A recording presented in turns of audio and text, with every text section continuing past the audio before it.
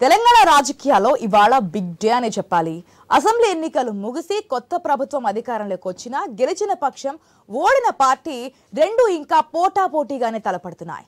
లోక్సభ ఎన్నికలను దృష్టిలో పెట్టుకుని రాజకీయం చేస్తున్నాయని అనుకున్న ఆ డోస్ లెవెల్ ఎక్కువగానే ఉంది. కాళేశ్వరం చుట్టూ రాజకీయం ఇంకా సుడులు తిరుగుతోంది. కాంగ్రెస్ సర్కార్ మేడిగడ్డ సందర్శనకు వెళ్తుంటే నల్గొండలో ఇటు బీఆర్ఎస్ భారీ సభ ఏర్పాటు చేసింది. ఈ రెండు కార్యక్రమాలను పోటాపోటీగా బల ప్రదర్శనకు సిద్ధమవుతున్నాయి పార్టీలు.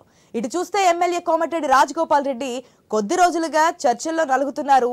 నానా హైరానా పడుతున్నారు. సైలెంట్ గా ఉంటే లాభం లేదని అనుకున్నారో ఏమో గానీ ఏకంగా హరీష్ రావుకే ఆఫర్ ఇచ్చారు.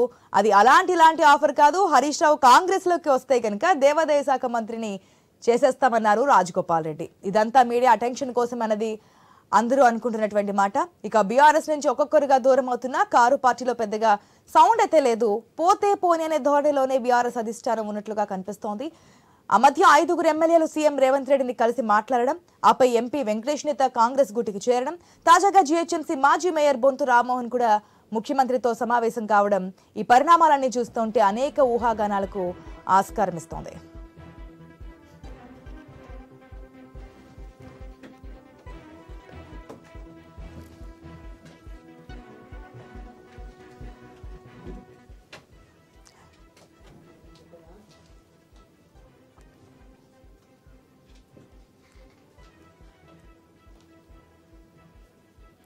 జీహెచ్ఎంసీ మాజీ మేయర్ కాంగ్రెస్ అంటే రేవంత్ రెడ్డిని కలవడం ఒక ఎత్తు అయితే, ఇప్పుడు చేవెళ్ల ఎంపీ రంజిత్ రెడ్డి కూడా కాంగ్రెస్లో చేరికపోతున్నారు అంటూ కూడా ప్రచారం అయితే హీట్ పెంచేస్తోంది.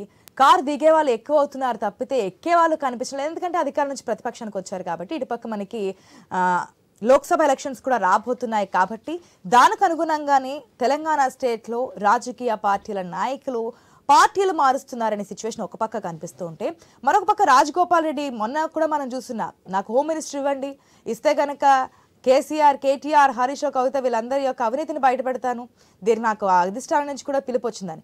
ఈరోజు ఏకంగా హరీష్ రావుకే సవాల్ అంటే పిలుస్తున్నారు, ఆహ్వానిస్తున్నారు, మా పార్టీలోకి వచ్చేయండి అంటూ కూడా. మరి నిజంగానే రాజగోపాల్ రెడ్డి చెప్తే దేవాదాయ శాఖ మంత్రిగా హరీష్ రావుకు బాధ్యతలు అప్పగిస్తారా? ఇంత హాట్ కామెంట్స్ చేయడానికి రాజగోపాల్ రెడ్డి ఎందుకు ముందుకెళ్తున్నారు? అదేవిధంగా ఈరోజు నల్గొండ సభ ఫుల్ ఫ్లెజ్డ్గా సక్సెస్ చేయాలని చూస్తుంది బీఆర్ఎస్ నేతలు, ఎమ్మెల్యేలు అందరూ కూడా. ఎందుకంటే అధికారం కోల్పోయిన తర్వాత ప్రతిపక్ష హోదాలు, ఎన్నికల ఫలితాల తర్వాత మొట్టమొదటి సభ ఇది, భారీ బహిరంగ సభ. మాజీ సీఎంగా కేసీఆర్ హాజరు కాబోతున్నటువంటి మొదటి సభ ఆఫ్టర్ సర్జరీ తర్వాత. మరి ఎటువంటి కామెంట్స్ చేయబోతున్నారు? ఇప్పటి వరకు అధికార పార్టీ అనేక అవినీతి అక్రమాల గురించి మాట్లాడున్నారు, అనేక ఇరిగేషన్ ప్రాజెక్టుల గురించి, అదేవిధంగా తెలంగాణ స్టేట్లో ఈ 10 సంవత్సరాల కాలంలో జరిగినటువంటి అవినీతి సంబంధించి మాట్లాడున్నారు. మరి ఈ రోజు ఈ సభా వేదిక ద్వారా వాటన్నిటి గురించి క్లారిటీ ఇవ్వబోతున్నారా కేసీఆర్ అనేది చూడాలి.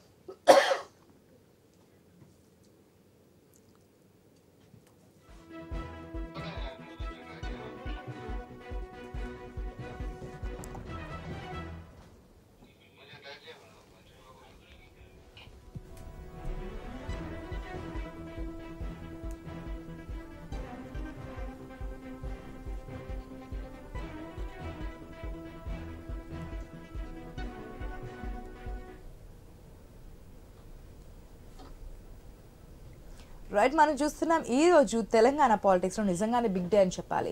ఒక పక్క అధికార పక్షం, మరో పక్క బలమైన ప్రతిపక్షం, రెండు కూడా పోటీగా ఇటు పక్క మేడిగడ్డ సందర్శనలు, అటుపక్కేమో నల్గొండ భారీ సభ. సో ఏం జరగబోతుంది, ఏ విధంగా ఉండబోతుందని చర్చిద్దాం. మనతో డిబేట్లో పార్టిసిపేట్ చేస్తున్నారు జయరాం గారు, పొలిటికల్ అనలిస్ట్, అదేవిధంగా వాసుదేవరావు గారు ఉన్నారు, బీజేపీ అధికార ప్రతినిధి, సంధ్యారెడ్డి గారు ఉన్నారు, టీపీసీసీ అధికార ప్రతినిధి, యాదగిరి గారు ఉన్నారు, బీఆర్ఎస్ అధికార ప్రతినిధి. వెరీ గుడ్ మార్నింగ్ అండి, వెల్కమ్ టు ద షో అందరికీ కూడా. మొదటిగా జయరాం గారు గుడ్ మార్నింగ్ అండి. వెరీ గుడ్ మార్నింగ్ అండి.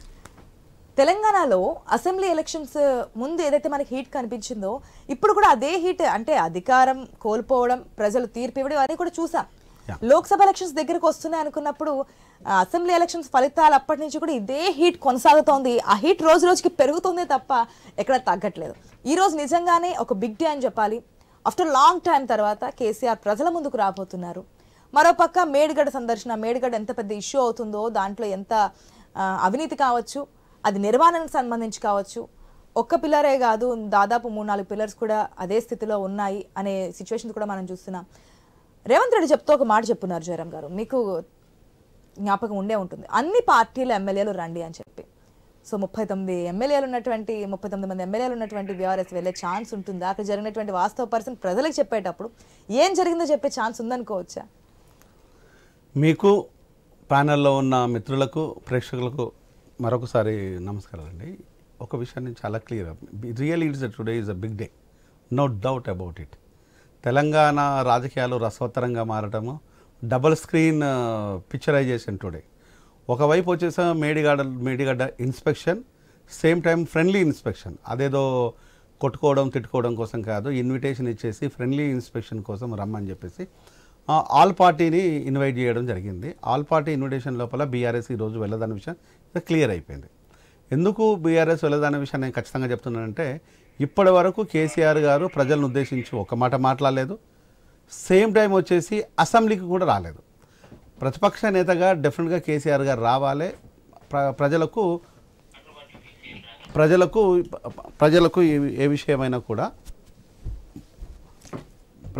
ఏ విషయమైనా కూడా ప్రజల ముందు ఉంచాలి.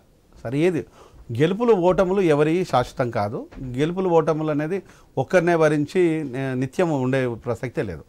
కానీ ఇక్కడ జరిగిన విషయం ఏంటంటే, మేడిగడ్డ విషయం అనేది ఒక అంశము, తెలంగాణ అసెంబ్లీ అనేది రెండో అంశాలు.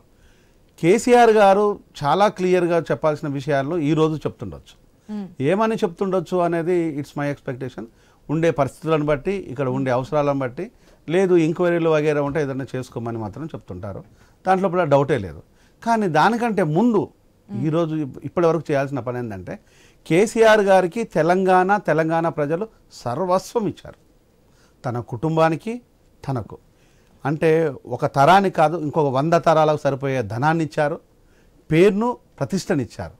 కానీ తెలంగాణ ప్రజల పక్షాన ఇంతవరకు ఒక మాట మాట్లాడలేదు కేసీఆర్ గారు. అది తెలంగాణ ప్రజలు ఈరోజు జీర్ణించుకోలేకపోతున్నారు.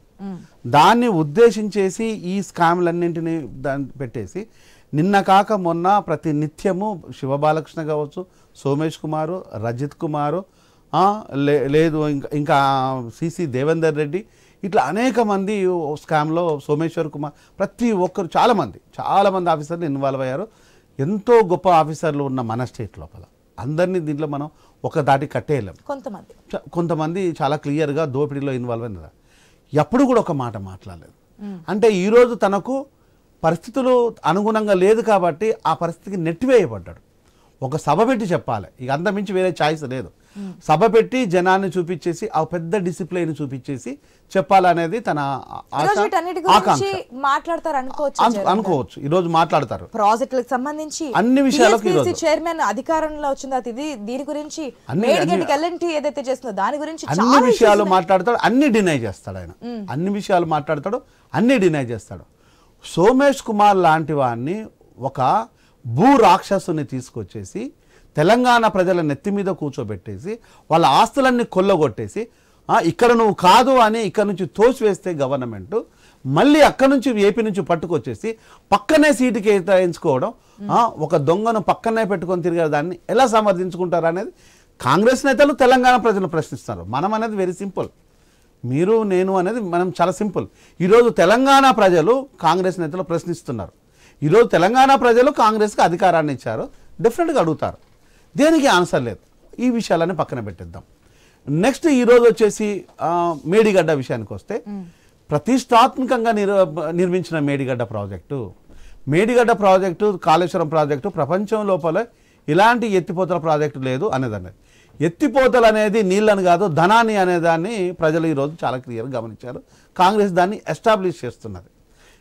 ఇది దురదృష్టమో అదృష్టమో తెలంగాణ ప్రజలది కానీ తెలియదు. కానీ ఎలక్షన్లకు ముందే ఇది కూలిపోవడం, 19th పిల్లర్ కూలిపోతే దాని ఎఫెక్ట్ 20th, 22nd, 23rd చాలా క్లియర్గా ఎఫెక్ట్ చూపిస్తుంది.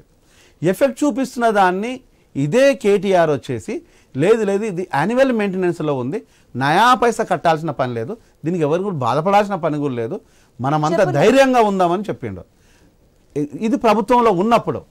ఒక్కసారి ప్రభుత్వం చేతులు మారగానే వెంటనే ఎల్ఎన్టీ వాళ్ళు వచ్చేసి ఇగో మాకున్న పత్రాలు అధికారం బీఆర్ఎస్ చేతిలో సైలెంట్ గా ఉంది, ఏం మాట్లాడలేదు, ఇస్తాము అన్నట్టుగా వాళ్ళు చెప్పారు, వీళ్ళు తలూపారు మొత్తం. ఒక్కసారి ప్రభుత్వం మారగానే అంటే ఎల్ఎన్టీని ఏ లెవెల్లో భయపెట్టిందో దాన్ని బట్టి మనకు అర్థం చేసుకోవాలి. ఎల్ఎన్టీని ఆ ఏ లెవెల్లో అధికార పార్టీ భయపెట్టిందో ప్రభుత్వం మారగానే వచ్చేసి ఇది కాదు విషయం అని చెప్పి డాక్యుమెంట్లు బయట పెట్టేసింది. అప్పుడు కేటీఆర్ సైలెంట్గా నోరు మీద పక్కన.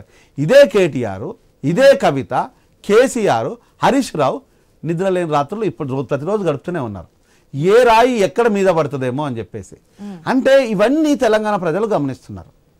ఒకవైపు వచ్చేసి బీఆర్ఎస్ నాయకులు ఈరోజు కేసీఆర్ ఒక సామాన్యమైన వ్యక్తి కాదు అనేది నాకు తెలుసు, మన అందరికీ తెలుసు. ఒక మహోన్నతమైన ఉద్యమానికి నాయకత్వం వహించిన మీరు, ఇన్ని త్యాగాలను కూడా మీరు ఒక్కరి అకౌంట్లో వేసుకున్న మీరు, ఈ త్యాగాల ఫలితము ప్రతినిత్యము మీరు చెప్పే ఏకైక మాట ఒకటే, నేను హ్యాంగర్ స్ట్రైక్ చేసి పులినోట్లో తలబెట్టినా అన్నారు. ఈరోజు పులినోట్లో తలబెట్టింది మీరా, లేకపోతే పులినోట్లో తల ఉన్నది తెలంగాణ ప్రజల అనేది రేవంత్ ప్రతినిత్యం ప్రశ్నిస్తున్నాడు. తెలంగాణ ప్రజలది పులినోట్లో తల ఉన్నది, నువ్వు మాత్రం ఎంజాయ్ చేశావు, నీ కుటుంబం ఎంజాయ్ చేసింది. ఆ కృతజ్ఞత కూడా లేకుండా నువ్వు ఈ సీటును ఖాళీగా ఉంచావు. ఒకవేళ ఖాళీగానే ఉంచాలనుకుంటే ఇన్ని రోజులు ఖాళీగా ఉంది, ఈ రోజు పద్మన్న కూర్చున్నాడు, పద్మన్నకే ఇది కేటాయించినట్టు అవుతే ఇది తలమానికం లాగా ఉంటుంది అనే విషయాన్ని అసెంబ్లీలో చాలా క్లియర్గా అనౌన్స్ చేశాడు. అంటే ఎప్పుడు హరీష్ రావు వచ్చేసి ప్రతినిత్యము ఇది జరుగుతున్నది, నీళ్లు వాటాలు అనేది అడ్డదిడ్డంగా ప్రసంగాలు చేస్తున్నాడు, అది మనం చూస్తున్నాం. మరొక వైపు వచ్చేసి బట్టన్న, ఉత్తమ్ కుమార్ రెడ్డి అన్న ఏం చెప్తున్నారంటే ఇది కాదు, 68% తెలంగాణ వాటా, 32% ఆంధ్ర ప్రజల వాటా. ఈ వాటాలు పంచుకోవటం లోపల ఎందుకు లోపాలు జరిగినవి, ఎందుకు డిలే జరిగింది, మీకు జగన్మోహన్ రెడ్డికి ఉన్న సంబంధాలేంది, ఆ బంధాలేంది, ఈ 50-50 రేషియో ఎక్కడి నుంచి వచ్చేసింది. మీరు ముద్దులు పెట్టుకుంటారు, హగ్గులు చేసుకుంటారు, బీర్లు తాగుతారు, బిర్యానీలు తింటారు. సారీ, బీర్ అనేది సడన్గా వచ్చేస్తే బిర్యానీ తింటారు. Excuse me, very sorry. So biryani తినే విషయానికి వచ్చినప్పుడు ఇవన్నీ తిన్న తర్వాత మీరు వాటా విషయం మాత్రం మర్చిపోయారా అనే దాన్ని మాట్లాడుకుంటూ వచ్చేసారు. అంటే ఎప్పుడైనా కూడా అంటే ప్రజల పక్షాన మాట్లాడే ఇప్పటి వరకు అసెంబ్లీకి అంటే అసెంబ్లీ సమావేశాలకు మొదటి విడతలోనే రాలేదు. ఈసారి జరుగుతున్న సెకండ్ సెషన్స్ లో కూడా మనకి కేసీఆర్ హాజరు కాలేదు. దీనే నిన్న సీఎం రేవంత్ రెడ్డి కావచ్చు, మిగిలిన వారు కావచ్చు క్వశ్చన్ చేస్తున్నారు. కారణం ఇప్పటి వరకు బీఆర్ఎస్ నేతలు ఏం చెప్తూ ఉన్నారు, ఆయనకి ఆరోగ్యం సరిగా లేదు కాబట్టి రాలేకపోతున్నారు, పులి వస్తుంది, పులి బిడ్డలు ఉన్నారు కదా అనే కామెంట్స్ అయితే చూస్తున్నాం. మరి సభకు బడ్జెట్ సమావేశాల్లో కానీ ఇట్లా ప్రాజెక్టులకు సంబంధించి శ్వేతపత్రాలు రిలీజ్ చేసినప్పుడు కానీ రాష్ట్రంలో వాస్తవ పరిస్థితులు ఇవి అని చెప్తున్నప్పుడు సభకి హాజరు కానిటువంటి కేసీఆర్ ఈ రోజు నల్గొండ సభకు హాజరవుతున్నారంటే తెలంగాణ ప్రజానీకం మైండ్ సెట్ ఏ విధంగా ఆలోచిస్తారనుకోవచ్చు?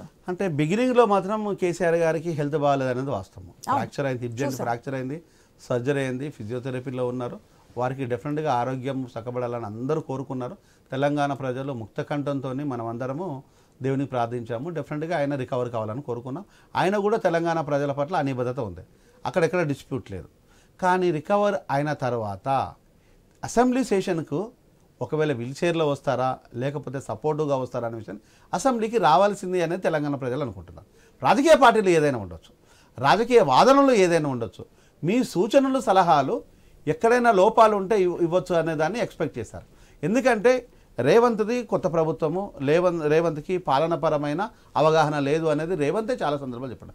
నాకు సూచనలు ఇవ్వడం కోసమైనా రావచ్చు కదా, మేము ఏదైనా తప్పులు చేస్తే రాష్ట్ర ప్రజల ప్రయోజనాలను ఇందులో ఇమితమై ఉన్నది కాబట్టి ఆ ప్రయోజనాలను దృష్టిలో పెట్టుకొని మీరు ఇది రావస్తే బాగుంటుంది, మీ సూచనలు సలహాలు మేము స్వీకరిస్తాం కదా అనే దాన్ని ప్రాధేయపూర్వకంగానే అడిగినట్టే కనిపిస్తుంటుంది. కానీ ఎక్కడ కూడా వీళ్ళు పులితోని పోల్చుకోవడము, పులిబిడ్డలతో పోల్చుకుంటే సింపుల్గా ఏం చెప్పిండు కోమరెడ్డి, పులిబిడ్డలు కాదు అబద్ధాల బిడ్డలు అని చెప్పాను. కేసీఆర్ ఎన్ని అబద్ధాలు ఆడతారో అదే వారసత్వాన్ని, మేనమామ వారసత్వాన్ని పులిపుంచుకొని ఉన్న వ్యక్తులు అనేది కాంగ్రెస్ నాయకులు చాలా క్లియర్గా చెప్తున్నారు. అంటే ఈరోజు పులిబిడ్డల మలిబిడ్డల అని పక్కన పెట్టేస్తే తెలంగాణ బిడ్డల అనే విషయాన్ని మర్చిపోవద్దు. తెలంగాణ ఆకాంక్షల మేరకు తెలంగాణ ఆకాంక్ష మేరకు తెలంగాణ వచ్చింది, తెలంగాణ ప్రజల త్యాగాల మేరకు తెలంగాణ వస్తే భోగాలు మాత్రం మీరు అనుభవిస్తున్నారు. ఈ భోగాలను కనీసము రీపే చేయడం కోసం, పే బ్యాక్ టు సొసైటీ కోసం ఇప్పుడైనా వచ్చి మాట్లాడాలని, నిజాయితీగా మాట్లాడాలని తెలంగాణ ప్రజలు సభలో ఏ విధంగా క్లారిటీ ఇస్తారనేది. సంధ్యారెడ్డి గారు మనకు ఫోన్ లైన్ సిద్ధంగా ఉన్నారు. సంధ్యారెడ్డి గారు గుడ్ మార్నింగ్ అండి. హలో. సంధ్యారెడ్డి గారు, హలో. ఓకే, యాదగిరి గారు గుడ్ మార్నింగ్ అండి. యాదగిరి గారు, మొదటిగా ఒకే ఒక ప్రశ్న, తర్వాత మిగిలిన టాపిక్స్కి వెళ్దాం, డిబేట్స్కి వెళ్దాం. కేసీఆర్ ప్రతిపక్ష హోదాగా ఎల్పీ నేతగా కూడా బాధ్యతలు స్వీకరించారు. ఎట్లా వచ్చారో కూడా మనం చూసాం, చాలా వీక్గా స్టిక్ పట్టుకొని అడుగులో అడుగేసుకుని వెళ్ళే వచ్చున్నారు. కాకపోతే అంత అనారోగ్యం బాగాలేదని చెప్పి అందరూ అనుకున్నారు. కానీ అసెంబ్లీ సెషన్స్కి ఓటాన్ అకౌంట్ బడ్జెట్ ప్రవేశపెట్టినప్పుడు రాలేదు, ఒక ఇరిగేషన్ సంబంధించి చర్చ ఉన్నప్పుడు రాలేదు, శ్వేతపత్రం రిలీజ్ చేస్తున్నప్పుడు రావట్లేదు. కానీ ఇక్కడికి ఆరోగ్యం బాగోలేనప్పుడు సహకరించినప్పుడు ఈరోజు నల్గొండ సభకు ఏ విధంగా వెళ్తారు అనేది ప్రజల నుంచి వస్తున్నటువంటి ప్రశ్న. ముందుగా మీకు నమస్కారం. కేసీఆర్ గారికి, తెలంగాణ సమాజానికి మొత్తం తెలుసు కేసీఆర్ గారికి ఏం జరిగింది, ఆయన ఆరోగ్య పరిస్థితుల కారణంగా రాలేకపోయిందని చెప్పేసి అందరికి మనందరం చర్చించుకున్నాం ఎన్నో సందర్భాల్లో. కానీ ఈరోజు మన తెలంగాణ ప్రాజెక్టుల పైన అన్యాయం జరుగుతున్నది కాబట్టి కృష్ణా జలాలను, నాగార్జున సాగర్ను కేంద్ర ప్రభుత్వానికి అప్పచెప్పడం వల్ల మన తెలంగాణ రైతాంగానికి మొత్తం నష్టం జరుగుతుందన్న ఉద్దేశంతో మనం ఖచ్చితంగా ముందుగా మనం ఈ తెలంగాణ ప్రజల పక్షాన నిలబడాలన్న ఉద్దేశంతో ఈరోజు సభ ఏర్పాటు చేశారు. దాన్ని కూడా డాక్టర్ల సలహా సూచన ప్రకారమే ఆయన ఆరోగ్య రీత్యా ఆయన అక్కడికి ఈరోజు వెళ్ళడం జరుగుతుంది. తెలంగాణ ప్రజల పక్షాన కొట్లాడడం కోసం కేంద్ర ప్రభుత్వం మీద ఒత్తిడి తీసుకొచ్చి ఈరోజు ఈ కార్యక్రమాన్ని చేపట్టారు. అంటే ఒక బీఆర్ఎస్ పార్టీ కోసమే కాదు, తెలంగాణ రైతుల కోసం, తెలంగాణ సమాజం కోసం అన్ని పార్టీల వారు కూడా కలిసి వచ్చి అన్ని పార్టీల వారు కలిసి రావాల్సిందిగా తెలియజేస్తున్నాం. ఒక కేసీఆర్ గారికి, అదేవిధంగా బీఆర్ఎస్ పార్టీ ప్రయోజనం కోసం కాదు, తెలంగాణ ప్రజల ప్రయోజనం కోసం, తెలంగాణ రైతుల ప్రయోజనం కోసం ఈరోజు కేసీఆర్ గారు సభ ఏర్పాటు చేశారు. ఆ సభలో పాల్గొంటున్నారు. ఇదే డాక్టర్ల సూచనల మేరకు మనం ఏదైతే ఎమ్మెల్యేగా ప్రమాణ స్వీకారం చేసినప్పుడు కూడా డాక్టర్ల సూచనలు, సలహాలు కేసీఆర్తో పాటు రావడం ఒక డాక్టర్ మనం చూస్తున్నాం.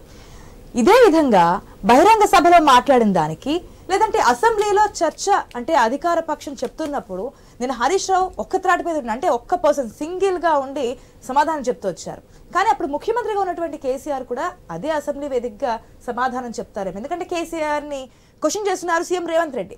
మీకు 2 రోజుల సమయం ఇస్తాము, మీ ఎట్టి పరిస్థితుల్లోనూ మైకులు కట్ చేయము, మీరు నేరం చేశారు కాబట్టి రాలేదు, తప్పు రుజువు అవుతుంది కాబట్టి మీరు ముఖం చాటేస్తున్నారని చెప్పి నిన్న సభాముఖంగా కూడా క్వశ్చన్ చేస్తుంది అధికార పార్టీ. అది రాజకీయంగా చెప్పిన మాటలు మాత్రమే రేవంత్ రెడ్డి గారు చెప్పారు.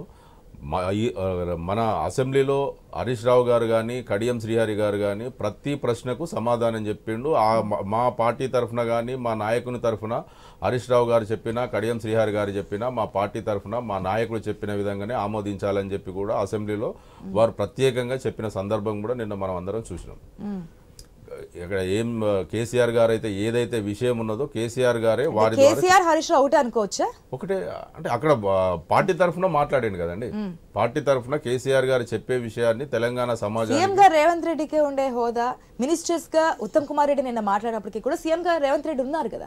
సో అదే విధంగా ఎల్పీ లీడర్ గా, ప్రతిపక్ష నేతగా, ప్రధాన ప్రతిపక్ష నేతగా కేసీఆర్ మిగతా నేతలు ఉన్న దానికి ఒకటే విధమైన వైఖరి అనుకోవచ్చు. అవునండి, కొన్ని కారణాల వల్ల రాలేకపోయాడు. ఖచ్చితంగా రేపు మళ్ళీ జరిగే అసెంబ్లీ సమావేశాలకు తప్పకుండా వస్తాడు.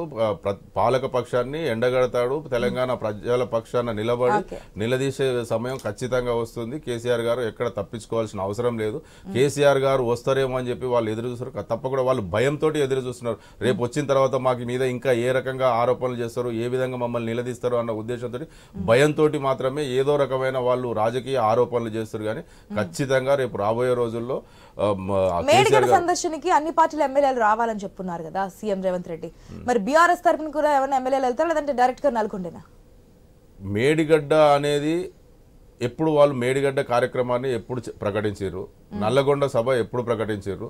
దాన్ని రాజకీయ ఉద్దేశంతో మాత్రమే రేవంత్ రెడ్డి గారు ఈ రోజు మేడిగడ్డ సందర్శన కోసం అని చెప్పేసి ఒక డేట్ ను ఏర్పాటు చేసిండు. నిజంగా వాళ్ళకు అసలు మేడిగడ్డ కట్టిందే కేసీఆర్ గారు కదండి, కాళేశ్వర ప్రాజెక్టు కట్టిందే మన కేసీఆర్ గారు, బీఆర్ఎస్ ప్రభుత్వం కదా. దాన్ని సందర్శించవలసి అక్కడ ఇక్కడ ఏమేమి జరిగిందో ప్రతి ఒక్క విషయం తెలుసు కేసీఆర్ గారికి. ఒక చిన్న అధికారుల లోపం వలన అక్కడ చిన్న ఒక పిల్లర్ కుంగిపోవడం వలన అది జరిగింది. దానికి అధికారులు ఇంజనీర్లు సరి చేసే పని అది అక్కడ ఉన్నది. కానీ కేవలం రాజకీయ లబ్ధి కోసం కేసీఆర్ గారి కట్టిన ప్రాజెక్టులు బదనాం చేసి కేసీఆర్ గారిని బదనాం చేయాలన్న ఒక రాజకీయ ఉద్దేశంతో రేవంత్ రెడ్డి గారు ఇలాంటి ఈ రోజు ఈ కార్యక్రమాన్ని సంధ్యారెడ్డి గారు గుడ్ మార్నింగ్ అండి. గుడ్ మార్నింగ్ అండి. సంధ్యారెడ్డి గారు కావాలని చెప్పి నల్గొండ సభ ఉంది కాబట్టి భయపడి నిన్న చర్చకు తీసుకొచ్చారు. ఈ రోజు మేడిగడ్డని కూడా మీరు తెర మీద తీసుకొచ్చారు. ఇది మా యొక్క విజయం అనేది నిన్న సభాముఖంగా మాజీ మినిస్టర్ హరీష్ రావు చెప్పినా, ఈ రోజు మన ప్యానెల్లో బీఆర్ఎస్ నాయకులు చెప్పినా అదే మాట చెప్తూ ఉన్నారు. సో నల్గొండ సభ వేదికగా ఈ రోజు అధికార పార్టీకి అన్ని ప్రశ్నలకి సమాధానం చెప్పబోతున్నారని తెలుస్తోంది. ఒకటమ్మా, ఇప్పుడు మేడిగడ్డ గురించి నిన్న మొన్న ప్రకటించిందా? ఎప్పటి నుంచో కూర్చుని మేము అంటూనే ఉన్నాం, వాళ్ళు తప్పించుకుంటూనే ఉన్నారు. నేను ఒక్కరు చెప్తానమ్మా, బీఆర్ఎస్ పార్టీ అనేది కొలాప్స్ అయిపోయింది. అవినీతులు మొత్తం ఊరిపోయి కుటుంబ రాజకీయంతో సతమతం అవుతుందమ్మా. ఇంకా ఈ పెత్తనము ఇవన్నీ ఎన్ని రోజులు? ఇప్పుడు ప్రజాభిమానం ఉన్నవాళ్ళు, ఆత్మగౌరవం ఉన్నవాళ్ళు ఎవరుంటారమ్మా బీఆర్ఎస్ పార్టీలో? మీరు ఒక్కసారి ఆత్మ పరిశీలన చేసుకోవాలి. వాళ్ళు కాంట్రాక్టర్లదే రాజ్యం అయిపోయింది. 10 సంవత్సరాలు మేడిగడ్డ మరి ఎవరికన్నా ఒక్క పొలంకి ఎవరికన్నా నీళ్లు పోయినాయి? కేసీఆర్ ఫామ్ హౌస్ కు చేసుకోవడానికి తప్ప 1,00,000 ఎకరాలకు నీళ్లు ఇస్తామని చెప్పిండ్రు. ఇచ్చిండ్రామా? ఇవన్నీ ఏమైనా కాంగ్రెస్ పార్టీ ఏమన్నా ఇవన్నీ కావాలని మిమ్మల్ని బదలాం చేస్తుందా? ఏ రైతుకు నీళ్ళు ఇచ్చినావు చెప్పు? ఒక చెంబడి నీళ్లు మేడిగడ్డ నుంచి ఏ రైతుకు చెంబడి నీళ్ళు ఇచ్చినావు నువ్వు? ఇప్పుడు రైతులకు ఎప్పుడైనా రైతుల గురించి రైతుల పక్షపాతి అని చెప్తారు కదా. ఏ రైతుకు నువ్వు గిట్టుబాటు ధర ఇచ్చినావు? నువ్వు అంటే నువ్వు రైతు బంధు చెప్పుకుంటావు తప్ప నువ్వు గిట్టుబాటు ధర ఏమని ఇచ్చినావా? రైతులు ఇప్పుడు కల్లాలల్లా బీఆర్ఎస్ పార్టీ ఉన్నప్పుడు కల్లాలల్లో ఓడ్లు ఎండ పోసుకొని ఏ రక పరిస్థితి ఉందో చూసింది. ఇప్పుడు మీరు కాంగ్రెస్ పార్టీ వచ్చిన తర్వాత కల్లాలలో ఎక్కడన్నా ఏమైనా వస్తువులు ఉంటున్నాయమ్మా? కల్లాలలో ఓడ్లేనన్ను ఉంటున్నాయా? కాంగ్రెస్ పార్టీ వచ్చిన తర్వాత వాళ్ళకి ఇవాళ ఎంత గిట్టుబాటు ధర వస్తుంది వాళ్ళకి? ఇది ఒక్కటి వాళ్ళ ఆత్మ పరిశీలన చేసుకోవాలి. ఇంకా కూడా వాళ్ళు మేము నల్లగొండల సభ పెడతాం, మేము ఆడబెడతాం, ఉనికి కాపాడుకోనికే మేడిగడ్డ అనేది మీరు కట్టలేదా? మీరు కట్టినప్పుడు మీరు అంతమంది ఎందుకు మీ తరఫు నుంచి 10 మంది ఎమ్మెల్యేలు పంపించండి. అక్కడ ఏముంది వాట్ ఈజ్ వాట్ అనేది తెలుస్తుంది కదా. మీరు దొంగ పనులు చేసిరు కాబట్టి, లంగ పనులు చేసిరు కాబట్టి తప్పించుకుంటున్నారు. ఈ కొంపలు అంటుకోవచ్చున్నాయి. ఆ కేసీఆర్ సభ నల్లగొండల 4 పంపిరి, మీరు సభ పెట్టుకోండి. మీరు సభ పెట్టుకొని ఏదో చేద్దామనుకుంటున్నారు కానీ ఉనికి కాపాడుకోవడం తప్ప ఇంకొకటి అయితే లేదమ్మా. నేనైతే ఒక బోనస్ ఎప్పుడు మేము బోనస్ ఇవ్వగలుగుతున్నాం కాంగ్రెస్ పార్టీ నుంచి. ఇలా రుణమాఫీ చేస్తా అని చెప్పి రుణమాఫీ చేసినా మేము ప్లాన్ చేస్తున్నాం. మేము రుణమాఫీ ఏకకాలం 2 లక్షలు అన్న మేము కంపల్సరీ చేసి చూపిస్తాం. 10 సంవత్సరాలలో రైతులను మోసం చేసిండా లేదా? మిర్చి రైతులను మోసం చేసిండు, దళారులను ప్రోత్సహించిండు. రైతుల విషయంలో ఎప్పుడైనా కాదమ్మా, వీళ్ళు నిజంగా ప్రజాభిప్రాయం ఉన్నవాళ్ళు, ప్రజల మీద వీళ్ళకి నిజంగా శ్రద్ధ ఉన్న వాళ్ళు అసెంబ్లీకి ఎందుకు రారమ్మా? మరి ఇవాళ మరి నల్గొండ ఓనికనేమో చేతనైతుంది, నల్గొండ ఓనికనేమో ఏం నొప్పులు రావు. ఇప్పుడు అసెంబ్లీకి రానికనే నొప్పులు వస్తాయి. అరే ఒకటమ్మా, ప్రజాస్వామ్యంలో గెలిపి ఓటమి సహజము, దాన్ని మీరు స్వీకరించాలి. స్వీకరించకుండా అహంకారంతో ఉనికి కాపాడుకోవడానికి 4 రోజులైతే బీఆర్ఎస్ అనే పార్టీ కనుమరుగైపోతుందని చెప్పే భయంతో ఇవాళ టీఆర్ఎస్ పార్టీని మళ్ళీ సెంటిమెంట్ తీసుకొస్తారు. మీరు ఏ రోజైతే వాస్తవం మేము ఒప్పుకుంటాం, తెలంగాణ కోసం మీ పార్టీ పుట్టింది, అది అందులో దాంట్లో ఎలాంటి డౌట్ లేదు. నిజంగా మీ అహంకారంతో బీఆర్ఎస్ పార్టీని చేశారు. ఆ రోజే భూస్థాపితమైంది. ఇంకా తెలంగాణ సెంటిమెంట్ అనేది బీఆర్ఎస్ నాయకులు మాట్లాడద్దు. నిజంగా మీకు గౌరవము చిత్తశుద్ధి ఉంటే తెలంగాణ కోసమే మేడం గారు ఒక్క నిమిషం, తెలంగాణ కోసం పుట్టిన పార్టీని బీఆర్ఎస్ ఎందుకు మార్చుకోరు? మళ్ళీ ఇప్పుడు మీ అభిప్రాయాన్ని మార్చుకొని బీఆర్ఎస్ బీజేపీలో విలీనం చేసి టీఆర్ఎస్ సెంటిమెంట్ పెట్టుకొని అంటే మీరు ఎంతసేపు చెట్టు పేరు చెప్పి కాయలు అమ్ముకుంటారు. తెలంగాణ ప్రజలు గమనిస్తలేరా? ఇవి మీరు చెప్పినయే, మార్చుకోవడం మీ వంతే, ఓపెన్ చేయడం మీ వంతే. అంటే వీళ్ళకి సెంటిమెంట్లు లేవు అంటే ఇంక ఇప్పుడు ఏదో ఒకటి చెప్పి పబ్బం కట్టుకోవాలి. ఫస్ట్ నుంచి ఉద్యమం నుంచి కూడా ఉద్యమంలో ఉన్న నాయకులు ఎలా బీఆర్ఎస్ ఎందుకు రాలేదనేది ప్రజా తీర్పు మరొకసారి లోక్సభ ఎలక్షన్స్ లో చూద్దాం. సంధ్యారెడ్డి గారు, కోమటిరెడ్డి రాజగోపాల్ రెడ్డి వ్యాఖ్యలు చూస్తుంటే ఏమనిపిస్తోంది? ఎంతవరకు కరెక్ట్ అనిపిస్తోంది? అమ్మా ఈగో కోమటిరెడ్డి రాజగోపాల్ రెడ్డి గారు మాట్లాడింది 100% కరెక్ట్. ఎందుకంటే ఇలా ప్రజల చేతనే ఎన్నుకోబడ్డ వ్యక్తి, ఇలా ఆయనను అంత ఈజీగా తీసిపడేయడం అనేది ఉండదు. ఎందుకంటే ఇలా 40,000 మెజార్టీతోని ప్రజలతోని గెలుపొందిన వ్యక్తి. అసెంబ్లీ సాక్షిగా కరెక్ట్ గా మాట్లాడారు. వాస్తవంగా దేవాదాయ శాఖ ఇస్తే కనీసం దేవాదాయలో కనీసం పనిచేసినా వాళ్ళు చేసిన పాపాలన్నీ అరిగిపోతాయి. నిజంగా కూడా అది వాస్తవము. ఆయన మాట్లాడింది, ఆయన ప్రజల వైపు మాట్లాడిండు. అంటే మంత్రి ఎవరికి ఏ మంత్రి ఇవ్వాలనేది మీది జాతీయ పార్టీ అంటారు. ఏదైనా సరే అంటే జాతీయ దృష్టిలో అగ్రనాయకత్వం అధినాయకత్వం నిర్ణయం అంటారు. మొన్నేమో నాకు హోమ్ మినిస్టర్ కావాలి అని చెప్పున్నారు. ఈ రోజేమో దేవాదాయ శాఖ ఇస్తామని చెప్పి ఆఫర్ చేస్తున్నారు. అంటే ఏ మంత్రి పదవులు ఎవరికి ఇవ్వాలనేది కోమటిరెడ్డి రాజగోపాల్ రెడ్డి డిసైడ్ చేస్తున్నారు. ఒకటి వినండి, రాజగోపాల్ రెడ్డి ఇస్తారా కోమటిరెడ్డి గారు ఇస్తారా అని ఆయన ఒక ప్రజాస్వామ్యంలో ఒక ఎమ్మెల్యేగా ఆయన గెలుపొందిండు కాబట్టి అవును వాళ్ళు చేసిన తప్పులకు మాట్లాడాల్సిన బాధ్యత కాంగ్రెస్ పార్టీ పైన ఉంది. ఓ నాట్ ఓన్లీ మునుగోడు, ప్రతి ఎమ్మెల్యే కూడా తెలంగాణ మీద ఒక అవగాహన ఉంది. ఇలా అందరం కలిసి తెలంగాణలో ఎక్కడ మునుగోడు గురించి నేను మాట్లాడలేదు. ఎస్, మునుగోడులో కోమటిరెడ్డి రాజగోపాల్ రెడ్డి గెలుచున్నారు, బీజేపీకి వెళ్ళున్నారు, ఓడిపోయి ఉన్నారు, మళ్ళీ కాంగ్రెస్ కి వచ్చారు, గెలుచున్నారు. ఇవన్నీ చూస్తున్నా మనకు అన్నింటినీ తెలిసిన విషయాలే సంధ్యారెడ్డి గారు. కాకపోతే రోజుకు అంశాన్ని తెర మీద తీసుకొచ్చి ఏదో ఒకటి వైరల్ చేసి హాట్ టాపిక్ గా కోమటిరెడ్డి రాజగోపాల్ రెడ్డి నుంచోవాలని చూస్తున్నారు, సెంటర్ ఆఫ్ అట్రాక్షన్ గా ఉండాలని చూస్తున్నారు అనేది ఒక ప్రశ్న వస్తోంది. మరొకటి ఏంటంటే ఎవరెవరికి మంత్రి పదవులు ఇవ్వాలి లేకపోతే ఎవరికి ఏది కావాలి అనేది డైరెక్ట్ గా రాజగోపాల్ రెడ్డి డిసైడ్ చేస్తారా, సీఎం కా ఛాన్సే లేదా అనే ప్రశ్న మరొకటి వస్తుంది. అమ్మా ఇప్పుడు సీఎం గారిని రెస్పెక్ట్ చేయట్లేదా? ఎందుకు భూతద్దంలో పెట్టి ప్రజలందరినీ మనం ఎందుకు వాళ్ళని ఎందుకు వాళ్ళ మైండ్ ఎందుకు డైవర్ట్ చేస్తున్నారు? మేము ఒక్కటి చెప్పేది, అలా రేవంత్ రెడ్డి గారికి ఆయన రెస్పెక్ట్ ఇవ్వలేదా?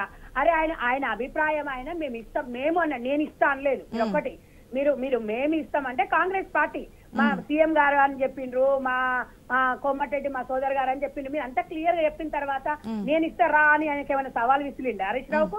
కాంగ్రెస్ పార్టీ తరపు నుంచి ఇలాంటి పాపాలు చేసినావు కాబట్టి అన్నాము, మరి పాపాలు చేసిందా లేదని ఆత్మ పరిశీలన చేసుకోవాలి. సరే అమ్మ, ఒకటి ఇప్పుడు ఎమ్మెల్యే గెలిచిన తర్వాత ప్రతి ఒక్కరికి కూడా సీనియారిటీ ఉంటది, చాలా మంది కూడా ఇంకా కొన్ని ఉన్నాయి కాబట్టి ప్రతి ఒక్కరు కూడా ఆశపడతారు. అంటే వాళ్ళ సొంత లాభాల కోసం కాదు. సరే ఇంకా మంత్రి పదవి వస్తే ఇంకా చాలా మంది ఉన్నారు. మల్రెడ్డి రంగారెడ్డి గారు కూడా కొంచెం చాలా సీనియర్ నాయకులు ఇప్పుడు రామ్మోహన్ అన్న ఉన్నాడు పరిగి, ఇట్లాంటి వాళ్ళు ఉన్నారు. దానికి ఆశించడం తప్పులేదు. ఫస్ట్ టైం గెలిచిన బీర్లా ఐలయ్య గారికి ప్రభుత్వం ఇప్పించిండ్రు అంటే అది ప్రజల ఇప్పుడు ఒకటమ్మా, కాంగ్రెస్ పార్టీలో ఏదైనా సాధ్యం కావచ్చు, ప్రజా అభిప్రాయం మేరకే ఉంటది. గతంలో చెప్పినాము, ఇప్పుడు చెప్తున్నాము, ప్రజల నుంచి ఏ రకంగా అయితే టికెట్లు వీళ్ళకి ఇవ్వాలని ప్రజా అభిప్రాయం తీసుకున్న తననే వాళ్ళు వచ్చారు. కాంగ్రెస్ పార్టీ అనేది ప్రజల కోసం చేస్తుంది, స్వేచ్ఛా భావం ఉంటది. అంత మాత్రాన రాజగోపాల్ రెడ్డి హోమ్ మినిస్టర్ కావాలంటే అవును ఆ సందర్భంలో మాట్లాడినప్పుడు నాకు ఇలాంటి వస్తే నేను ఇది చేస్తానని తను చెప్పుకోగలిగిండు. దాంట్లో మనం భూతద్దంలో పెట్టి రేవంత్ రెడ్డి గారిని పక్కన పెట్టిండ్రు, లేకపోతే ఇంకో ఉత్తమ్ కుమార్ రెడ్డి గారిని పక్కన పెట్టిండ్రు అనేది తప్పమ్మా. అందరు కలిసి సమర్థవంతంగా పనిచేస్తున్నారు. ఇప్పుడు ఎంపీ ఎలక్షన్లు కూడా మేము 14 సీట్లు గెలుచుకోవాలనే ఒక అభిప్రాయంతో ఉన్నాము. ప్రజలు మమ్మల్ని నమ్మిండు, ఎందుకంటే మేము ఇస్తానే అన్ని ఇస్తూనే ఉన్నాము. సరేలే 10 ఏళ్ళు వాళ్ళు ఉండి ఏం చేయలేకపోయింది, 2 ఏళ్ళు అయింది కదా, అంతో ఇంతో చేసిండ్రు అని చెప్పేసి ప్రజలు నమ్ముతున్నారు. మమ్మల్ని ప్రజలు నమ్మాలి, ప్రజలు నమ్మాలని నమ్మించడానికి ఇది డ్రామా కాదమ్మా. ప్రజల కోసం పనిచేయాల్సిన బాధ్యత మాది. 100% ప్రజల కోసమే పని చేస్తాం. ఒకవేళ పని చేయకపోతే ఎంపీ ఎలక్షన్ల తర్వాత ఉంది కదమ్మా, ఇంకా సర్పంచ్ ఎలక్షన్లు ఉన్నాయి కదా. ఇప్పుడు గ్రామీణ అభివృద్ధి అనేది గ్రామం నుంచి స్టార్ట్ అవుతుంది. వీళ్ళకు ముందు ఉంది ముసుర్ల పండుగ. మీరు ఇప్పుడు ఈ పాపం ఈ రోజు అన్న వాళ్ళు వచ్చి పాపం రేపు కనీసం లైవ్ లకు వచ్చి కూర్చొని మాట్లాడే వ్యక్తులు కూడా దొరకరు. మీరు 4 రోజులు ఆగండి. ప్రజల కోసము మేము ఒకటే చెప్తున్నాం. ఆ రోజు రేవంత్ రెడ్డి గారు కూడా ప్రజల కోసం కలిసి వచ్చి పని చేస్తామంటే మేము ఎవరిని లాక్కోము, ఎవరిని డబ్బులు పెట్టి కొనము. అదే ప్రశ్న మేము ఎవరిని తీసుకోము అని చెప్తూ ఉన్నారు. మేము గత ప్రభుత్వం చేసిన విధంగా తప్పులు చేయము, ఆ తప్పులు ఎట్టి పరిస్థితులు చేయమని చెప్తూ ఉన్నారు. మరో పక్క 20-30 మంది వస్తారని ఐ థింక్ లాస్ట్ టైం కూడా మీరే సమాధానం చెప్పినట్టున్నారు. ఎందుకు ఈ విధంగా మాట్లాడుతున్నారంటే కాదు ఆయన అభిప్రాయం ఏదైనా చెప్పున్నారని. కానీ ఇప్పుడు అసెంబ్లీ సాక్షిగానే మీరు మా పార్టీలోకి రండి అంటే మీరు చెప్తున్నటువంటి ఎక్స్ప్లెనేషన్ ఏంటంటే ప్రజా మద్దతుతో ఎమ్మెల్యేగా గెలుపొందారు కాబట్టి అని. బీఆర్ఎస్ పార్టీలో ఉన్నటువంటి 39 మంది ప్రజాబలంతోనే గెలిచి ఎమ్మెల్యేగా శాసనసభలో అడుగుపెట్టున్నారు. బీజేపీ నుంచి గెలిచినటువంటి 8 మంది ప్రజా తీర్పుతోనే అసెంబ్లీలో కూర్చున్నారు. వీరందరినీ కూడా స్వాగతించి మంత్రి పదవులు ఆఫర్ చేస్తుంటారా సంధ్యారెడ్డి గారు? మీరు వినండి, మా పార్టీలకు వేరే పార్టీ వాళ్ళు వచ్చిన తర్వాత కలిసి రండి అన్నారు సీఎం గారు. కలిసి పోదాం రండి, అందరం పని చేద్దాము అన్నారు.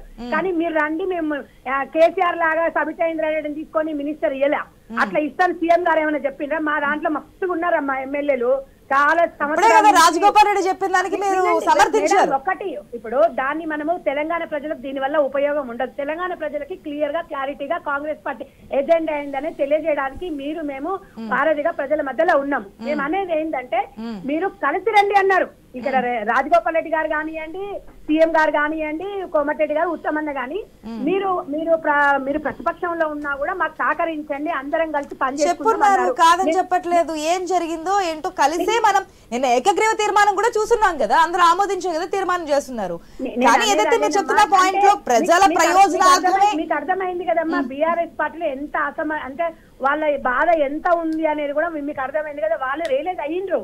ఎందుకంటే నిజంగా కూడా 10 సంవత్సరాలు తెలంగాణకి ఏం చేయలేకపోయినాము.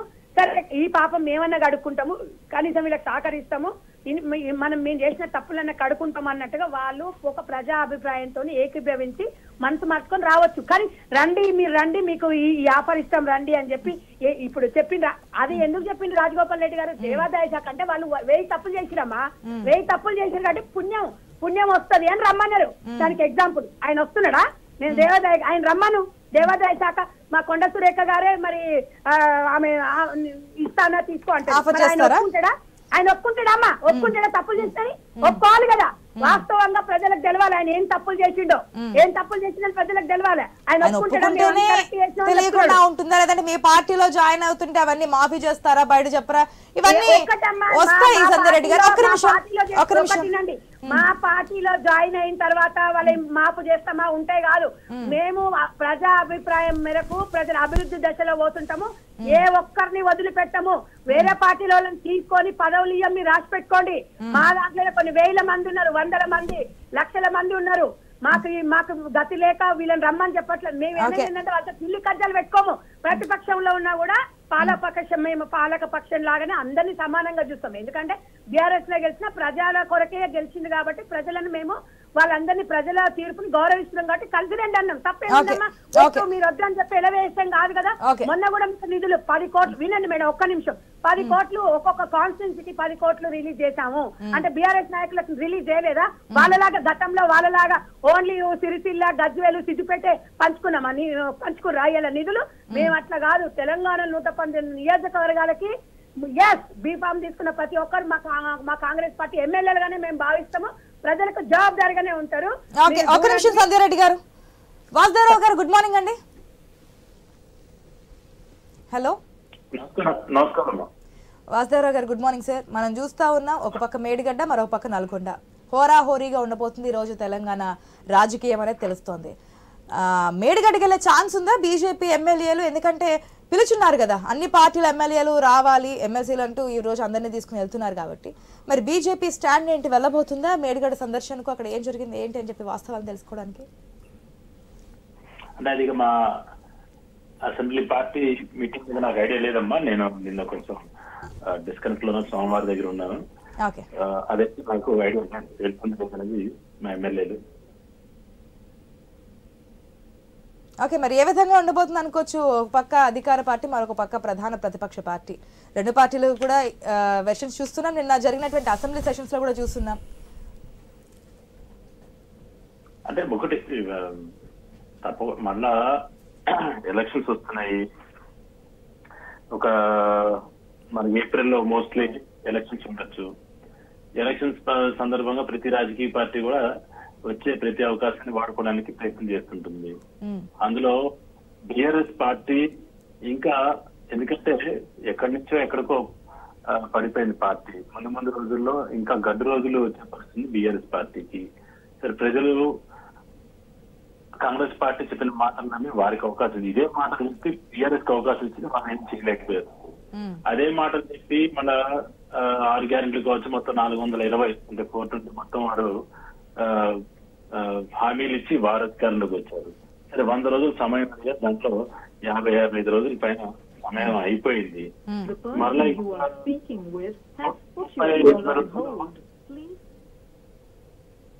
మన ఎలక్షన్స్ వస్తున్నాయి కాబట్టి మళ్ళీ ఎలక్షన్స్ లోకి వెళ్ళినప్పుడు ప్రజలు ఖచ్చితంగా కూడా కాంగ్రెస్ పార్టీని, ఇప్పుడు బీఆర్ఎస్ పార్టీ దేనికైతే ఫెయిల్యూర్ అయిందో దాని గురించి వారికి దాని తగ్గ ఫలితం వారు అనుభవించారు. మాటలు చెప్పడం తప్పితే ఉన్న డబ్బుల్ని అంటే 10 రూపాయల వస్తువుని 100 రూపాయలుగా ఖర్చు పెట్టడంతో అక్కడ ఎట్లా ఏ విధంగా అవి దుబారా జరిగిందో దానికి కూడా ప్రజలు ఇసిగిపోయారు. తర్వాత ఆ యొక్క కుటుంబ పాలన కూడా ఇసిగిపోయి వారికి ఇంటికి పంపించారు. ఆ తర్వాత ఇప్పుడు కాంగ్రెస్ పార్టీ వచ్చింది. ఇప్పుడు కాంగ్రెస్ పార్టీ కూడా రేపు ఎన్నికల్లో అంటే ఒక చిన్న విషయం, మా ఖమ్మం వరకు వస్తే, ఖమ్మం పార్లమెంట్ కు వస్తే మా దగ్గర 3 మంత్రులు ఉన్నారు. తుమ్మల నాగేశ్వరరావు, పొంగులేటి శ్రీనివాసరెడ్డి గారు, అలాగే ఉప ముఖ్యమంత్రి బట్టి విక్రమార్క గారు. 3 కూడా పార్లమెంట్ సీట్ ని వారి కుటుంబ సభ్యులకు అడుగుతున్నారు. ఈ చిత్రం ఏంటంటే బట్టి విక్రమార్క గారు వారి శ్రీమతి నందిని గారికి అడుగుతున్నారు, పొంగులేటి శ్రీనివాసరెడ్డి గారు వారి బ్రదర్ ప్రసాద్ రెడ్డి గారికి అడుగుతున్నారు, తుమ్మల నాగేశ్వరరావు వారి కుమారుడు వారికి అడుగుతున్నారు టికెట్. కానీ ఈ 3 కూడా అరే ఎందుకంటే శ్రీనివాస్ రెడ్డి గారు, తుమ్మల నాయకులు బయట నుంచి వచ్చారు పార్టీలోకి. అనేక మంది కాంగ్రెస్ నాయకులు ఖమ్మంలో ఉన్నారు ఎప్పటి నుంచో పనిచేస్తూ. రేణుకా చౌదరి గారు ఇంకొక పోటీ చేశారు. అసలు వేరే ఇంకా ఈ 3 కలిసి ఇంకెవరికి ఇద్దామనే ఆలోచన కంటే కూడా 3 కలిసి మా కుటుంబ సభ్యులకు ఇస్తారా, మా కుటుంబ సభ్యులు ఎవరి బలాన్ని వారు ప్రదర్శిస్తున్నారు. ఇది కాంగ్రెస్ పార్టీ యొక్క సంస్కృతి. మరి ఇక కాంగ్రెస్ పార్టీలో మొత్తం పార్లమెంట్ లో ఈ 3 కుటుంబాలు తప్పితే ఇంకెవరు లేరా? వేరే వాళ్ళకి అవకాశం, ఎందుకంటే మనం చూస్తూనే ఉన్నాం ఈ కాంగ్రెస్ పార్టీలోకి వచ్చింది అసలు తుమ్మల నాగేశ్వరరావు రాజకీయాల్లోకి వచ్చింది కాంగ్రెస్ పార్టీకి వ్యతిరేకంగా. ఈ రోజు అదే కాంగ్రెస్ పార్టీలో వారు మంత్రిగా ఉన్నారు. మళ్ళా ఇక్కడ ఇంకెవరికన్నా కాంగ్రెస్ పార్టీ కార్యకర్తలు అనేక సంవత్సరాలు పనిచేసే అవకాశం ఇచ్చే పరిస్థితి లేదు అక్కడ. రెండోది ఈ సందర్భంగా మేము కోరుకునేది ఏంటంటే ఖమ్మం జిల్లా వాసులు, ఖమ్మం ఓటర్, ఖమ్మం నుంచి భారతీయ జనతా పార్టీ రిప్రజెంటేటివ్ గా కనీసం ఎందుకు 3 మంత్రులు ఉన్నారు కాబట్టి ఇప్పటి వరకు అభివృద్ధి నోచుకొని ఖమ్మంకి కనీసం ఈ 3 మంత్రులు కలిసి అభివృద్ధి చేస్తే ఖచ్చితంగా ప్రజలు అంటే పార్టీలు ఖచ్చితంగా ఎవరినైనా ఆశీర్వదిస్తారు. కానీ ఈ రోజు వరకు కూడా ఏ విధంగానైతే పరిస్థితుందో అంటే అప్పుడే 50 రోజుల్లో వాళ్ళు ఏం చేస్తారు, వాళ్ళ దగ్గర మంత్రదండాలు అయితే మామూలు చేసినా కనీసం ఓకే వచ్చే 6 నెలల్లో సంవత్సరంలో ఖచ్చితంగా ఆ పనితీరు మీద మాత్రం ఖచ్చితంగా ప్రజలు ఆశలు పెట్టుకున్నారు. ఆ విధంగా పనిచేసి, ఎందుకంటే మాకు ముఖ్యంగా ఈ తెలంగాణలో మాకు చివరి జిల్లాలు అయిపోయినాయి ఆల్మోస్ట్. అంటే కొంచెం కల్చర్ కూడా ఆంధ్ర కల్చర్కి వస్తుంది కాబట్టి అసలు వీళ్ళు పూర్తిగా మా భద్రాచలం, కొత్తగూడెం, ఖమ్మాన్ని పూర్తిగా విస్మరించిన పరిస్థితి అసలు లేకుండా ఇప్పుడు 10 ఎమ్మెల్యేలు 8 ఎమ్మెల్యేలు ఇచ్చిన జిల్లా ఖమ్మం, కొత్తగూడెం కాంగ్రెస్ కి, ఒకటి సిపిఐకి వాళ్ళ పొత్తులు అంటే అది కూడా వాళ్ళకి లెక్కేసుకుని 9, ఒకటే బీఆర్ఎస్ భద్రాచలంకి వచ్చింది. కాబట్టి అభివృద్ధి ధ్యేయంగా చేస్తే మాత్రం ఖచ్చితంగా ప్రజలు ఆశ్రయిస్తారు. కానీ ఈ రోజు వరకు అయితే ఆ విధమైన స్టెప్స్ అయితే మాకు కనబట్టలేదు.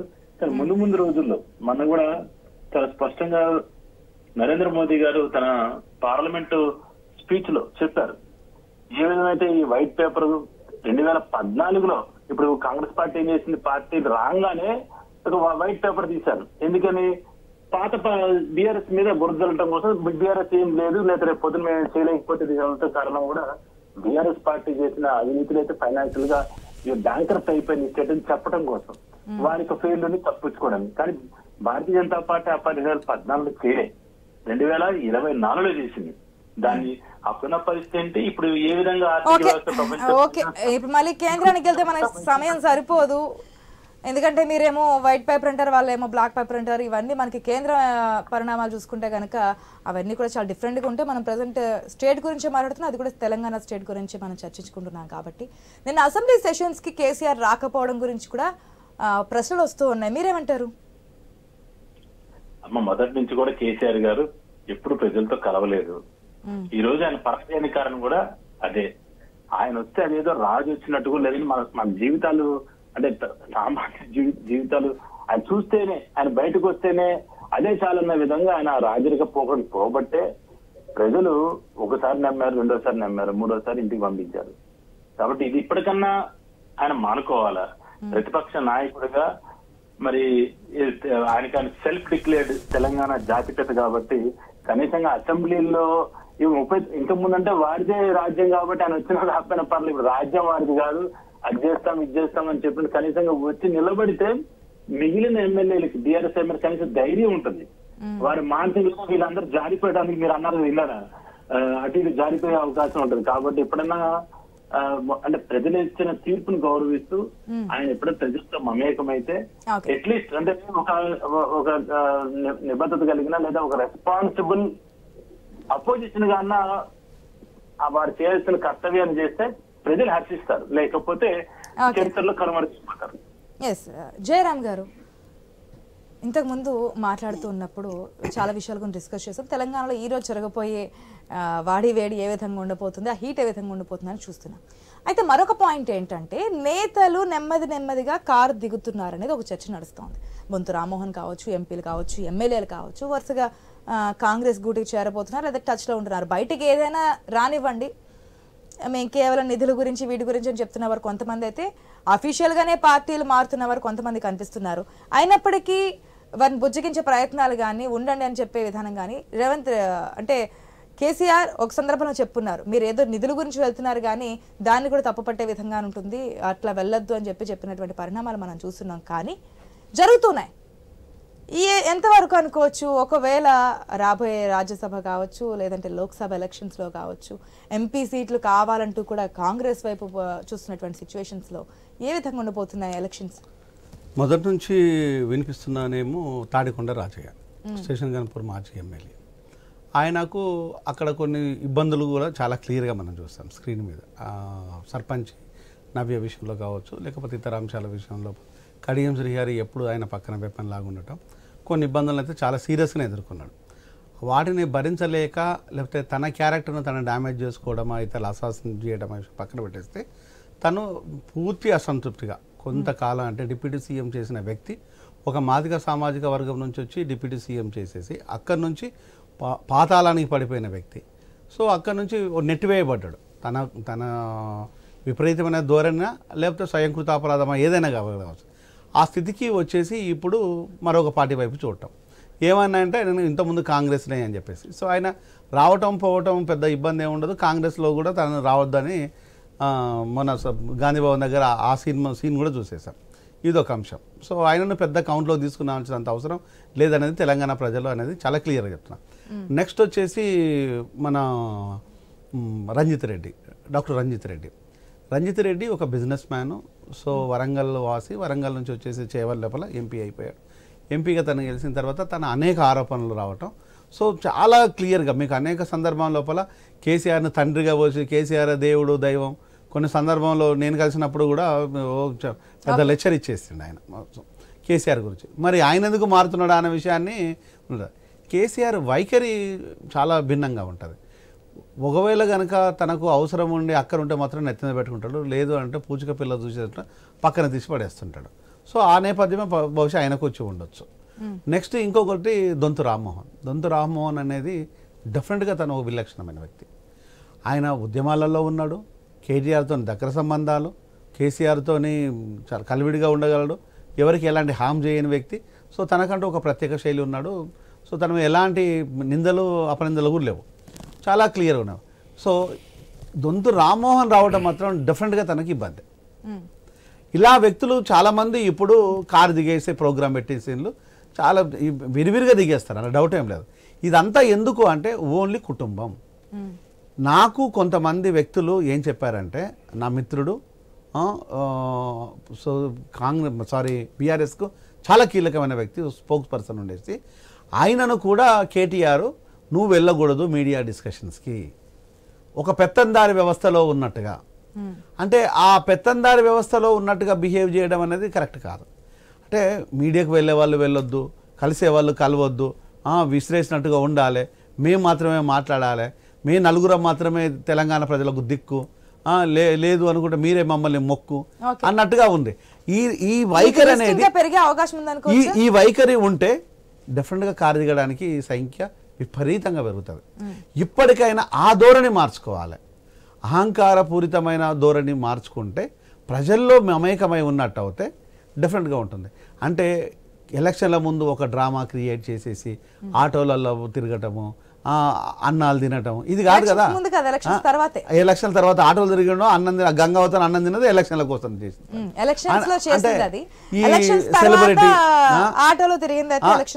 మొన్న ఎలక్షన్లో మొన్న చేసింది, ఏది ఆటోలు తిరిగింది. అంత ముందంతా మీతో స్టోరీ ఇస్తాను. ఇదంతా ఓట్ల కోసం ఆడడం అవసరం లేదు. నిరంతరం ఉండు, వద్దన్నోళ్ళు ఎవరు? నిరంతరం ప్రజల మధ్యలో ఉంటే వద్దన్నోళ్ళు, ప్రజల కలవంగా వద్దనోళ్ళు, అందరినీ యాక్సెప్ట్ చేసి మనమంతా ఒక్కటిగా కలిసి తిన్నది కూడా అది ఒక యూట్యూబ్ ఛానల్ కింద నీకున్న ఫాలోవర్స్ నాకు లేరంటూ చాలా క్లియర్ డ్రామా. ఆఫ్టర్ ఫలితాల తర్వాత రెసిడెంట్స్ కి వెళ్ళడము, లేదంటే ఈ విధంగా బయట తిరగడము, ఆటో తిరగడం, ఇవన్నీ కూడా మనకు ఆఫ్టర్ ఎలక్షన్స్ తర్వాతే కనిపించినాయి. ఏమంటారు యాదగిరి గారు? 1 minute. అంటే ఓటమి పొందితే తప్ప, ఓటమి వస్తే తప్ప రియలైజేషన్ రాదా అనేది ఒక ప్రధానమైన ప్రశ్న. రియలైజేషన్ అనేది మనిషికి నిరంతరం ఉండాలి. మనము ఎంత ఎదుగుతున్నామో అంత ఒదిగి ఉండాలి. ఎదగడం చాలా కామన్. అక్కడి నుంచి పడిపోకుండా ఉండడమే నిజమైన మేధస్సు, నిజమైన ఒక రాజకీయవాది చేయాల్సిన పని. ఎదగడం అనేది గొప్పతనం కాదు. ఎదిగిన దగ్గర నుంచి ఆ ఎవరెస్ట్ నుంచి పడిపోతే నేల మీదనే పడిపోతారు, నేల కదా లోయలో పడిపోతారు. అలాంటి పరిస్థితి ఈరోజు బీఆర్ఎస్కి వచ్చేసింది. అక్కడ నుంచి తప్పుకుంటే బాగుంటుంది అనేది it's my sincere advice all together 4 members KCR, KTR. ఏం చెప్తారు? ఈ లిస్ట్ ఇంకా పెరిగే ఛాన్స్ ఉంది అంటున్నారు. అది ఎమ్మెల్యేలు కావచ్చు, ఎమ్మెల్సీలు కావచ్చు, ఎంపీలు కావచ్చు, పార్టీ కేడర్, మెయిన్ కేడర్ కావచ్చు, వీరందరూ కూడా ఒక్కొక్కరుగా బయటకు వస్తున్నారు. మనకే తెలుసు, బహిరంగంగా చెప్తున్నవారు కొంతమంది, చెప్పకుండా ఉన్న వాళ్ళు కొంతమంది. మన ఆల్రెడీ సిఎల్పీ నేతగా లేదంటే గజ్వేల్ ఎమ్మెల్యేగా ప్రమాణ స్వీకారం చేస్తున్నప్పుడు ఆ 4 ఎమ్మెల్యేలు ఇద్దరు కూడా హాజరు కాకపోవడం, ఇవన్నీ కూడా మనం చూస్తున్నాం. తర్వాత ఏం జరుగుతుంది అనేది చూద్దాం. కానీ లిస్ట్ ఇంకా పెరిగే అవకాశం ఉంది అనేది తెలుస్తూ ఉంది. కానీ వెళ్ళిపోయే వాళ్ళని ఎక్కడ ఉండండి అని చెప్పడం కానీ, లేదంటే బుజ్జగించే ప్రయత్నాలు చేయడం కానీ, పిలిచి మాట్లాడడం కానీ, ఇది ఎక్కడ చేయట్లేదు బీఆర్ఎస్. ఎందుకు అనే ఒక ప్రశ్న అయితే వస్తూ ఉంది ప్రజల నుంచి. ఇప్పుడు రాష్ట్ర ముఖ్యమంత్రిగా కేసీఆర్ గారు ఉన్నారు కాబట్టి తన నియోజకవర్గాల అవసరాల కోసం, అభివృద్ధి కార్యక్రమాల కోసం ముఖ్యమంత్రిని ఎమ్మెల్యేలు కలవడం తప్పు కాదు అని మేము భావిస్తున్నాం. ఏ పార్టీ నాయకులైనా సరే ముఖ్యమంత్రిని గౌరవిస్తూ ముఖ్యమంత్రిని పోయి కలవడం, వీళ్ళు మళ్ళీ దాన్నే కలిసిన దానికి వీళ్ళు ప్రతిపక్ష పార్టీలు రాజకీయంగా వాళ్ళు దాన్ని ప్రచారం చేసుకుంటారు. కానీ అట్లా అనుకుంటే గతంలో మొన్ననే మన కేంద్ర ప్రభుత్వంలో ఉన్న మంత్రులను రేవంత్ రెడ్డి గారు కూడా కలిసింది కదా. ఆయన మూలాలు కూడా RSS లో ఉన్నాయని చెప్తున్నారు కదా. మరి ఆయన బీజేపీలో కలవడానికి పోతుండా, బీజేపీలో విలీనం చేయడానికి పోతుండా? దాన్ని కూడా ఒకసారి మరి కాంగ్రెస్ నాయకులు ప్రశ్నించుకోవాల్సిన అవసరం ఉంటుంది. అదే విధంగా ఎంతసేపు చెప్పినా వీళ్ళు నలుగురు అని చెప్తున్నారు, వారసత్వ రాజకీయాలని చెప్తున్నారు. మరి ఇప్పుడు అదే మన రేవంత్ రెడ్డి గారు వాళ్ళ తమ్ముల కోసం, ఎంపీ టికెట్ల కోసం ఆయన ఆరాట పడుతుండని చెప్పేసి అదొక ప్రచారం జరుగుతున్నది. అదే విధంగా జానారెడ్డి గారి కొడుకు ఇప్పుడు ఎమ్మెల్యే ఇప్పించుకున్నాడు, మరో కొడుకు ఎంపీ అంటున్నాడు, మళ్ళీ ఆయనకే ఎంపీ కావాలని మళ్ళీ దాని మీద వాళ్ళు చేస్తున్నారు. అదే విధంగా కోమటిరెడ్డి బ్రదర్స్ ఇప్పుడు ఇద్దరు ఎమ్మెల్యేలుగా ఉండి, ఒక ఎంపీ, ఒక మంత్రిగా ఉండి, ఇప్పుడు రాజగోపాల్ రెడ్డి గారి భార్యను కూడా భువనగిరి ఎంపీ కోసం వాళ్ళు ప్రయత్నం చేస్తున్నారు. అదే విధంగా వివేక్ బ్రదర్స్ గాని అనేక మంది కాంగ్రెస్ పార్టీలో తండ్రులు, కొడుకులు, అన్న, తమ్ములు వీళ్ళందరూ కలిసి వారసత్వ వాళ్ళ కుటుంబ సభ్యులు రాజకీయం చేస్తే తప్పు లేదు. కానీ రాజకీయంలో ఉన్నటువంటి తెలంగాణ ఉద్యమంలో ప్రత్యక్షంగా పాల్గొన్న కేసీఆర్ కుటుంబం, కొడుకు, అల్లుడు, బిడ్డ పాల్గొంటే దాన్ని రాజకీయంగా వారసత్వ రాజకీయాలని చెప్పేసి వీళ్ళు ఒక కవిత గురించి ఒక స్టేట్మెంట్ ఇస్తూ ఉన్నారు. ప్రజలు తిరస్కరించిన కానీ ఏదో ఎమ్మెల్సీగా కూర్చోబెట్టారు. మరి మిగతా ప్రజానికం గురించి, మిగతా ఏదైతే ఉద్యోగం గురించి ఎదురు చూసినటువంటి యువత గురించి, నిరుద్యోగుల గురించి ఆలోచించలేకపోయింది గత ప్రభుత్వం అనేది బహిరంగంగా చెప్తున్నటువంటి మాట. అవునండి, ఇప్పుడు ఒకదాని తర్వాత ఒకటి చేసుకుంటా బీఆర్ఎస్ ప్రభుత్వం చేసుకుంటూ వస్తుంది. దీని కారణంగా ఇప్పుడు ఎలక్షన్లు ఇప్పుడు మేము చెప్పేది ఇప్పుడు వారసత్వ రాజకీయాల గురించి బిడ్డ కోసం, అల్లుని కోసమే చెప్తారు కదా. మరి వీళ్ళు కూడా ఇప్పుడు కాంగ్రెస్ పార్టీలో ఎంతో మంది కార్యకర్తలు జెండాలు మోసిన వాళ్ళు ఉన్నారు కదా, వారికి ఎందుకు అవకాశం ఇస్తలేరు? మరి వీళ్ళ కుటుంబ సభ్యులకే, వీళ్ళ కొడుకులకు, తమ్ములకు, వీళ్ళకే ఎందుకు వీళ్ళే టికెట్లు తీసుకొని వీళ్ళకే కావాలని చెప్పి ఎందుకు వీళ్ళు మాట్లాడుతున్నారు? దానికి సమాధానం కూడా చెప్పాల్సిన అవసరం ఉంటది కదా కాంగ్రెస్ పార్టీకి. అదే విధంగా ఇప్పుడు కోమటిరెడ్డి రాజగోపాల్ రెడ్డి గారు ప్రతి విషయంలో ఆయన ఏదో ఒక సంచలనం కోసం మాత్రం అసెంబ్లీలో మాట్లాడినా, బయట మాట్లాడినా ఒక సంచలనం కోసం మాట్లాడతాడు. కానీ ఆయన మాట్లాడే విషయంలో ఒక వాస్తవంగా చెప్పాలంటే ఒక జోకర్ గా మాట్లాడుతున్నాడు. ఆయన PCC ప్రెసిడెంట్ గా రేవంత్ రెడ్డి గారు ఎన్నిక అయినాడు. ఇది నాటి కాంగ్రెస్ పార్టీ కాదు, ఇది పచ్చ కాంగ్రెస్ పార్టీ, ఇది టీడీపీ కాంగ్రెస్ పార్టీ అని చెప్పి ప్రకటించింది ఆయనే.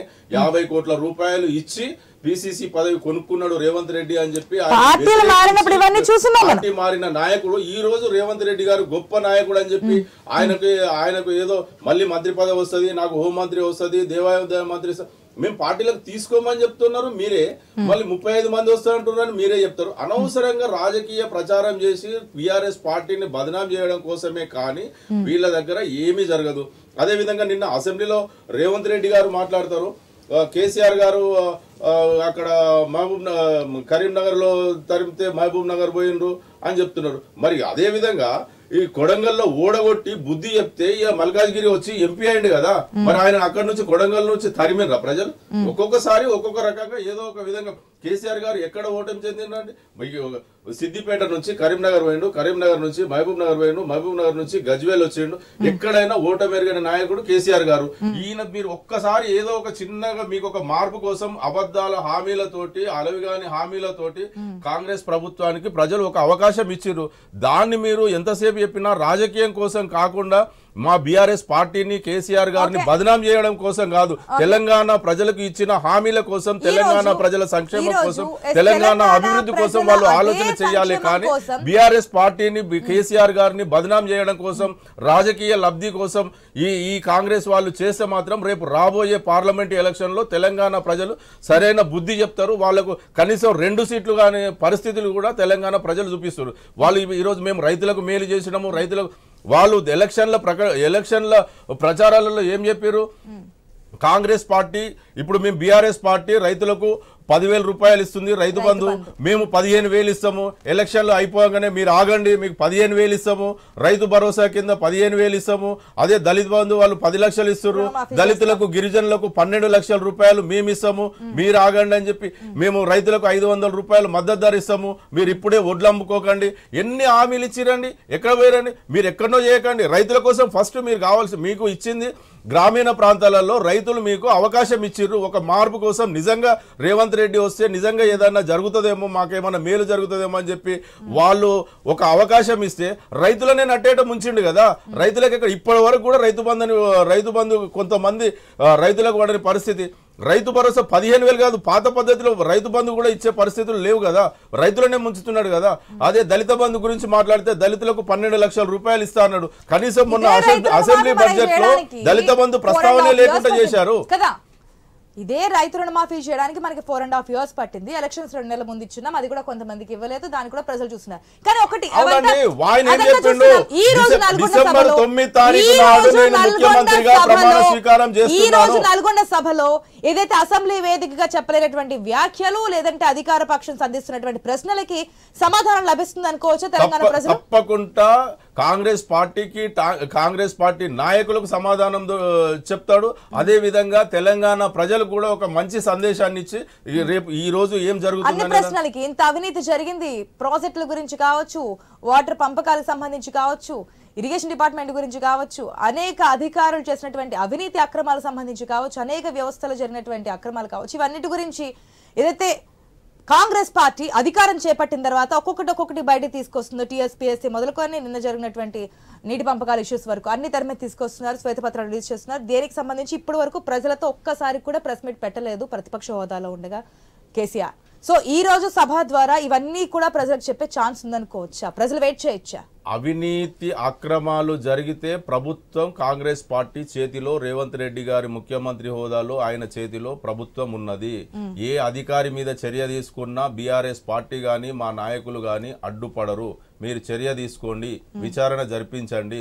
దాని మీద మీ రాజకీయ లబ్ధి కోసం మీరు ఏదో రకమైన అబద్ధపు ప్రచారాలు చేయకండి, కేసీఆర్ గారిని బదనాం చేయకండి, బీఆర్ఎస్ పార్టీని బదనాం చేయకండి.